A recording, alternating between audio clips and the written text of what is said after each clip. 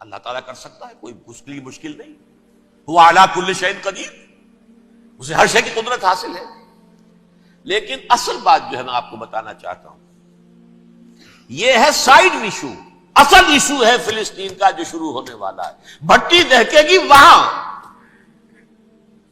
ظاہر بات ہے کہ اگر کوئی بہت بڑا اقدام ہو جاتا ہے فلسطینیوں کے خلاف، اور اگر واقعتاً مسجد اقصیٰ اور قبۃ الصخرہ گرا دیے جاتے ہیں، جو طوفان اٹھے گا عالم عرب میں، یہ حسنی مبارک ہو یا شاہ خالد ہو یا کوئی اور ہو، یہ نہیں روک سکتے اس طوفان کو.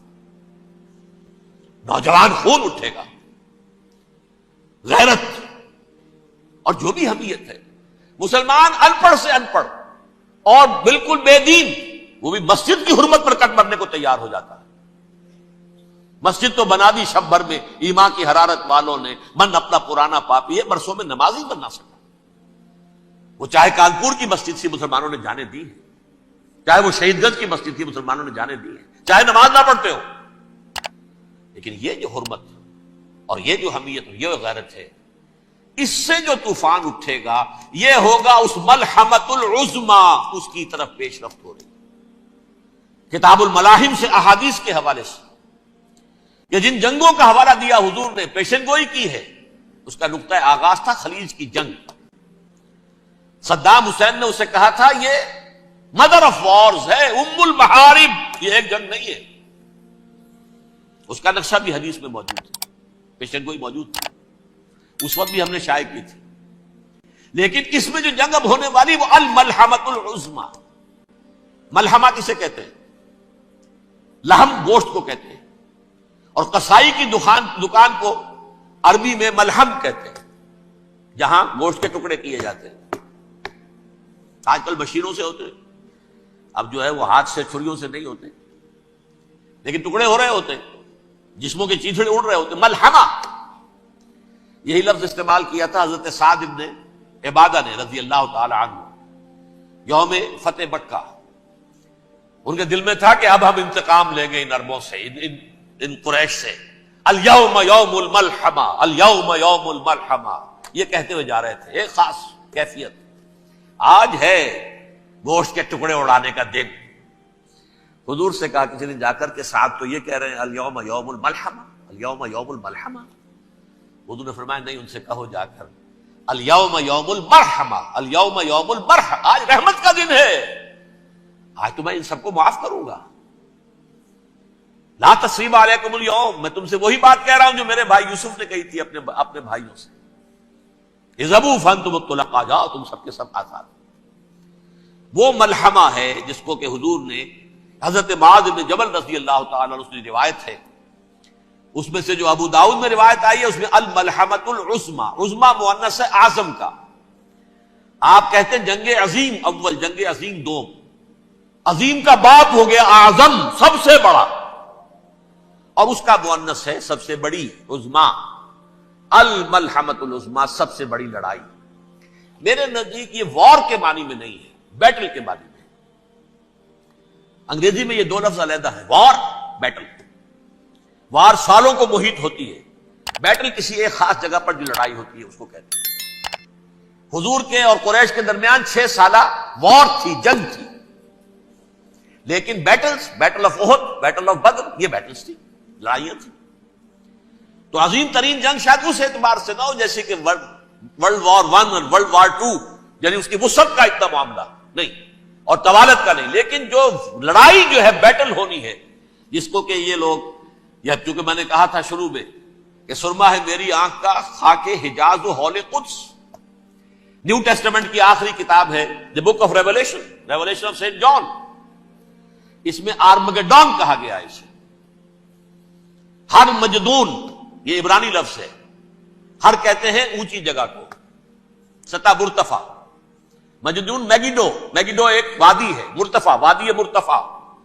یہ ہے واقع لبنان، اسرائیل اور شام کے درمیان جو ٹکڑا، جو ٹرائنگل بنتی ہے، یہ ہے. یہاں پر بڑی جنگ لڑی جائے گی، اور یہ جنگ صلیب ہوگی جو کہا ہے بش نے، یہ جنگ صلیب.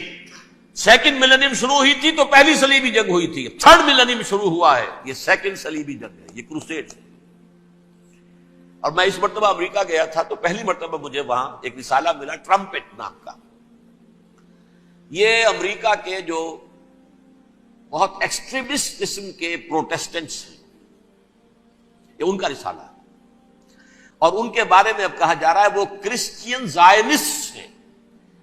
آپ شاید پہلی مرتبہ یہ لفظ سن رہے ہوں. زائنسٹ تو ہم سمجھتے ہیں یہودیوں کو، کرسچین زائنسٹ وہ ہیں جو ہیں تو عیسائی پروٹیسٹنٹس ہیں، لیکن اسرائیل کے وہ حمایتی یہودیوں سے بڑھ کر ہیں. یہ میری کسی پہلی تقریر میں شاید بہت سے حضرات کو یاد آ جائے، میں نے کہا تھا 4 سال پہلے ہمارا تنظیم اسلامی کا ایک کنونشن ہوا تھا ہوسٹن میں، امریکہ کا جنوبی علاقے کا شہر ہے. ایک سیشن اس میں ہم نے رکھا تھا انٹرفیتھ، ایک عیسائی کو بلایا تھا، ایک یہودی بہت بڑا وہاں کا عالم ہے اس کو بلایا تھا. اس یہودی عالم نے ڈاکٹر وشوگراٹ، جو وہاں کی یونیورسٹی میں پروفیسر ایمیریٹس ہے، اس نے کہا تھا کہ یہ اسرائیل کی تو سپورٹ کر رہے ہیں عیسائی، ہم تو نہیں کر رہے. جو پریکٹسنگ یہودی ہیں وہ زیادہ اسرائیل کے حق میں نہیں تھے، یہ تو سن 67 کے بعد انہوں نے اسرائیل کو تسلیم کیا ہے. وہ تو منتظر تھے کہ ہمارا مسیحا آئے گا تو اس کی قیادت میں جنگ کریں گے، جیسے شیعہ منتظر تھے کہ مہدی موعود آئیں گے تو پھر ہم کچھ کریں گے. وہ امام خمینی نے کہا بھائی جب وہ آئیں گے آ جائیں گے، لیکن ہم کچھ راستہ کے لیے. زائنسٹ نے آگے بڑھ کر ریاست قائم کر لی، اور جب یروشلم پر بھی پورا قبضہ کر لیا تب جو ہے در حقیقت مذہبی یہودی جو ہے پھر انہوں نے اپنایا ہے، اون کیا ہے، اور نئے سیٹلمنٹس جو بھی بنے ہیں وہاں پر اسرائیل میں، اس میں اکثر و بیشتر مذہبی یہودی آیا، اور بروکلن کے علاقے سے سب سے بڑھ کر آئے ہیں، جو امریکہ میں نیو یارک کا ایک جنوبی علاقہ ہے، بہت بڑا یہودیوں کا بہت بڑا گڑھ ہے. نیو یارک کو جیو یارک بھی کہا جاتا ہے، وہ تو اصل میں مرکز جو ہے وہ تو یہودیوں کا ہے. اس حوالے سے وہاں پر جو کرسچن زائنسٹ کہلاتے ہیں وہ اسرائیل کے یہودیوں سے بھی بڑھ کر کہیں سپورٹ کرتے. بہرحال اس دوسری صلیبی جنگ کا معاملہ جو میں کہہ رہا تھا، ٹرمپٹ نامی رسالہ، اس کا ایک مضمون ہے دی لاسٹ کروسیڈ. اب یہ آخری کروسیڈ ہے جو شروع ہونے والا ہے. میں تو حیران ہوں کس قدر کھل کے وہ باتیں کرتے ہیں. رومن کیتھولکس کو وہ کہتے ہیں کہ یہ شیطان ہے، یہ پوپ شیطان ہے، یہ یورپ کو اس نے جمع کیا ہے کرسچینٹی کی بنیاد پر، اور اس میں زیادہ تر کیتھولکس ہیں.